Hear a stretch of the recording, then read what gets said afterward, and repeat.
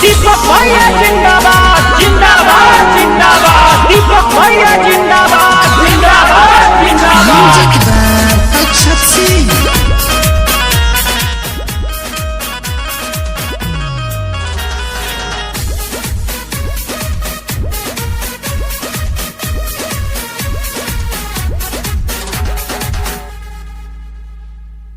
पिछड़ा गरीबवन के दुख सब मिटी होई दूर सब के कलेश हो। दिहे ई सब के साथ भैया दीपक संगे रही है रमेश हो।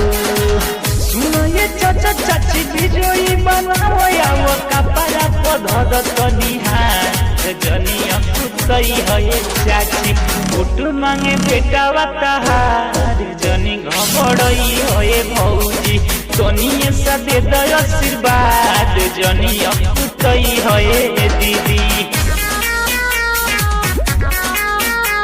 हमारा नेता कैसा हो दीपक भैया जैसा हो। हमारा नेता कैसा हो दीपक भैया जैसा हो।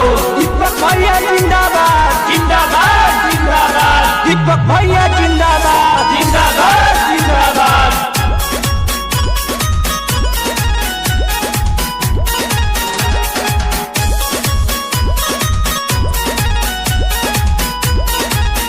रउआ सबके बताई दीपक भैया के जीताई रुकल बाटे जवन कमावा हमरा भैया से बताई।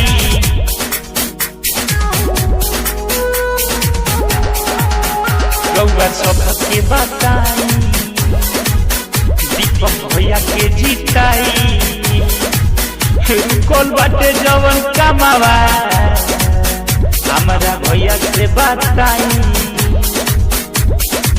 सड़क नाला बनी जाई गली गली अब सुधरी राउरी विचार इनके जीतई है दीदी। हाथ जोड़े बेटा तोहार इनके जीतई है चाची वोट मांगे बेटा तोहार जनी घबड़ई है चाची।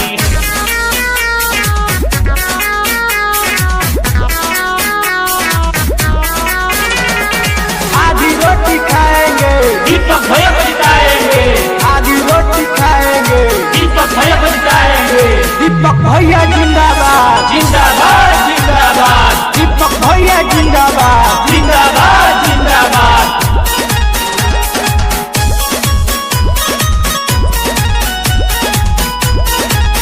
सुनी सबकी हुबतिया चाचा बोला सारी रतिया हवे दीपक भैया सब गरीब के संगतिया। ए भौजी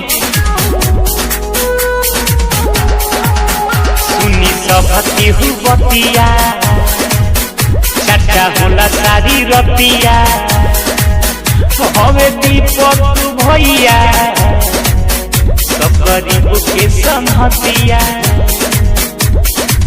पूरा पंचायत अपना दिल में बसाई अब सब केहू दी आशीर्वाद। हाथ जोड़ी कहतनी भैया वोट मांगे बेटा तोहार हाथ जोड़ी कहतनी भैया तनिए सा दे दय आशीर्वाद। हाथ जोड़ी कहतनी